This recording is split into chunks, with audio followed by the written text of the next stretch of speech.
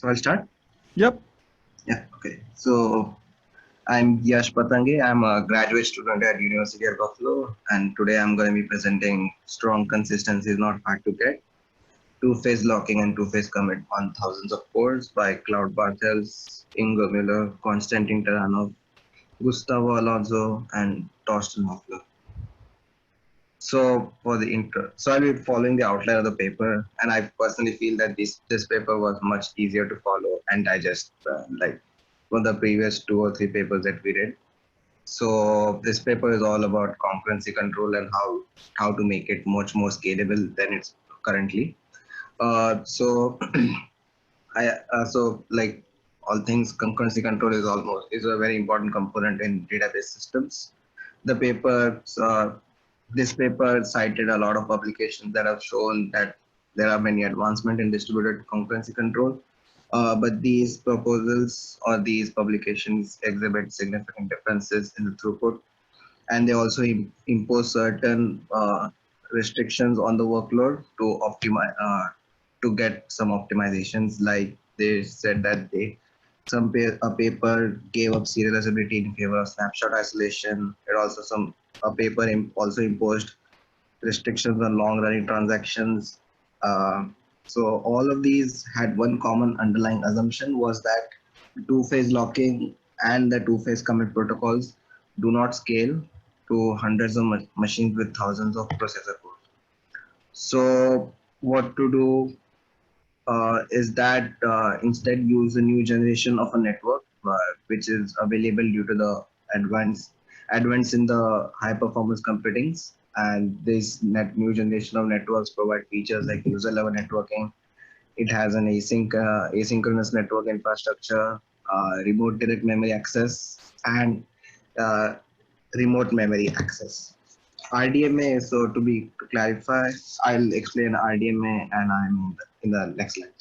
So the assumptions and the contribution to the paper.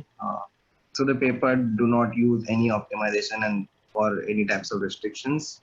They also do not use any pre-ordering mechanism. They just use the textbook implementation of concurrency control. The system that they have built can provide strict serializability through the user of strict two-phase locking, and they leverage the new generation network features that I talked about previously uh, to show that the implementation can reach a throughput of more than 21 million transactions per second in serializability mode, and it can also have like 9.5 million new order operations per second. And through RMA, they reduce their overhead to acquire locks. So the background information. So first is a low latency network. So low latency networks primarily consists of RDMA and RMA. So in RDMA, that is remote directed memory access, it is a hardware mechanism through which you can use a network card to directly access a main memory without going through the CPU or without going through the CPU. So this in turn eliminates the message communication cost between the network card and the processor, and also like it bypasses some intermediate copies. Remote direct memory access is a two-sided operation, and RMA, that is remote memory access, is one-sided communication. Next would be the message passing interface. So message passing interface is basically a software abstraction that allows processes to communicate with each other. It is noting that MP message passing interface is used in high performance computing systems, and if you use any type of those systems, then they all ship with their own specially implemented version of message passing. And concurrency control, I think we are all familiar with concurrency control mechanisms like two-phase locking, multi-version concurrency control, and the optimistic concurrency control, and of course the timestamp order. So moving on, they built a system they built a layered system. The first layer is a transaction processing layer. Second is a low latency communication layer through which both of these layers interact. And the third layer is a log table and a data layer. So the first, that is the transaction processing layer, was these blocks of the blocks in the diagram that you see in the first layer. Each block should represent a transaction processing agent. There are like a multiple transaction processing agent, and each agent it runs its own process. It executes one transaction at a time and is independent of other transaction agents. And also, these guys don't communicate with each other directly. They only communicate through the data layer, through the communication layer. So when a transaction gets started, it needs an identifier. So locally, there is a 64-bit global identifier, which is made up of 40 bits of local identifier of the local transaction number of the transaction processing agent, and the rest of the 24 bits are formed are are used by the transaction agent identifier.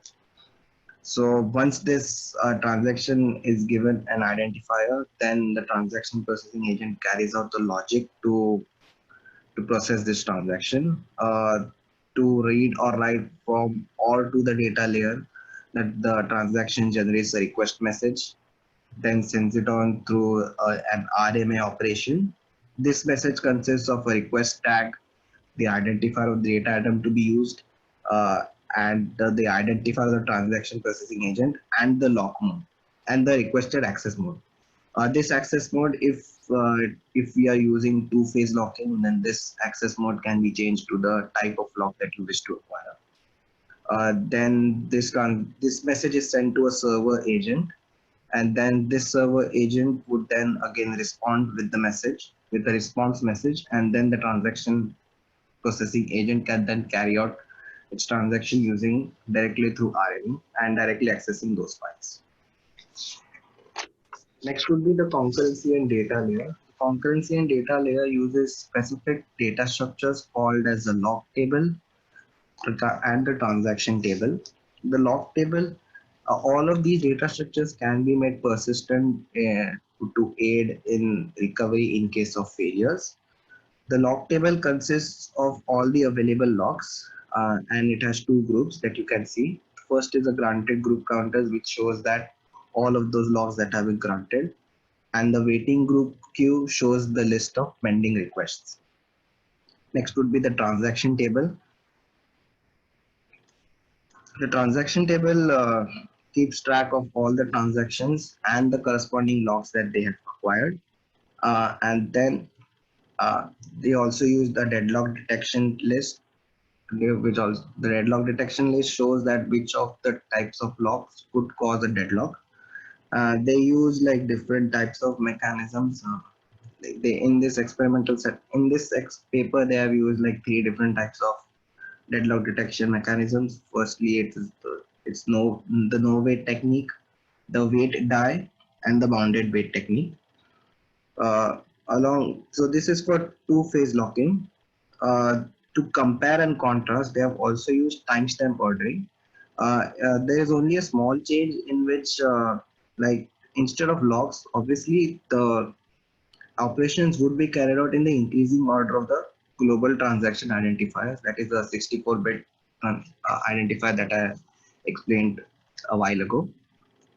Yeah. So moving on, the low latency communication layer is implemented using the message passing interface. So whenever the system is started up, the processes are allocated a set of two buffers. Like the first buffer is a very large buffer that can accommodate messages for the RMA operation from each other transaction processing agent. And then the second buffer or the second window is used during the two-phase commit protocol, and it is only wide enough to accept a single 64-bit integer, that is a transaction identifier. So this was the overview of the system, and then the next would be the experimental setup. These guys carried out the experiment on a hybrid Cray XC4050 supercomputer, which uses so and they also have the benchmarking tool that they've used is TPCC workload, and which offers like like three levels of isolations. The first, the strictest would be the serializable, and then the next is the repeatable read and the read committed. So as you can see in the figure on the left, there are all of these are the different types of, like they have used two-phase locking. Like the first four are read committed, the next four would be the repeatable read, and the next four would be serializable, and each with different deadlock mechanism and either two-phase locking or a timestamp ordering. So as you can see in the left, timestamp ordering has can handle around 38 million through transactions per second, and like normally all of those transactions, or the rest of those are above 21 million transactions. So it is highly scalable, and they also use like the at the bottom of the, so on the x-axis, the transaction processing agents are represented, and these also translate to like a warehouse where each warehouse consists of one transaction processing agent. Next would be, so this was the first experiment, and then the next experiment would be they show how the transaction, they show the breakdown of the transaction execution type. As you can see from the bar graph, for any of the number of transaction processing agents, the majority of the time required is to access the lock, is to request and access locks. Of the remaining time, 25% of the time is needed for accessing the data, then executing the two-phase commit protocol, and then informing the server agent that transaction has ended. So yeah, so this was the execution time breakdown. Then the next would be a contention where, so to study contention, what they did was they reduced the workload, and what they did was assign each warehouse a transaction processing agent until, if they have more server agents, then they split the warehouse across several agents, and thus, well, that's why we can see that each lock has been so basically what server agents does is get acquires lock. So since there are multiple server agents in one warehouse, then that would mean that locks are being contested, and that's exactly what they wanted to study. So what they discovered was that as long as the number of warehouses are equal or larger than the number of server agents, then the throughput will scale linearly. Otherwise this will otherwise this would fail. So as you can see that as the number, so the where at 5, after 5 or 2, it's being drastically, like it's the performance is drastically suffering. It's similar for the figure on the right, where you can see that for after 1024, the contention is stable and it's not, like the throughput is not rising. This is the same. So on this slide, these figures shows the same exact data on of the previous slide in a much more better way. So in the middle figure, the two-phase locking with no wait. In no wait, as you can see that if you know, then the deadlock detection mechanism aborts any transaction whenever there is a contention. So whenever there is a contention, obviously its throughput suffers a lot. Uh, Timestamp ordering is much more uh, performs much better because it is able to exploit the parallelism in the workload, and it is also capable of increasing its performance with when it has more cores available. And so obviously timestamp ordering is much more preferable than two-phase locking. But if you want to use two-phase locking, then the author suggests looking at using two-phase locking with the bounded wait deadlock detection mechanism. So the next experiment would be the abort rate, and the abort rate is basically what I said previously, that no wait protocol, the no wait deadlock detection mechanism would have obviously have higher report rate because that's inherently its nature. Yeah. So to show that how the system is highly dependent on low latency network was that they introduced an artificial delay in the network, and then they noticed that for a delay of 1 microsecond they had 8% of drop in percentage, and like 44 times lower throughput for a delay of 1 millisecond. So this shows that how the system is leverages low latency networks to achieve a very highly scalable solution for using two-phase locking and two-phase commit protocol. They also leverage the use of remote direct memory access and the remote memory access, all of these which was possible due to the technological advancements in high performance computing. So yeah, that's it.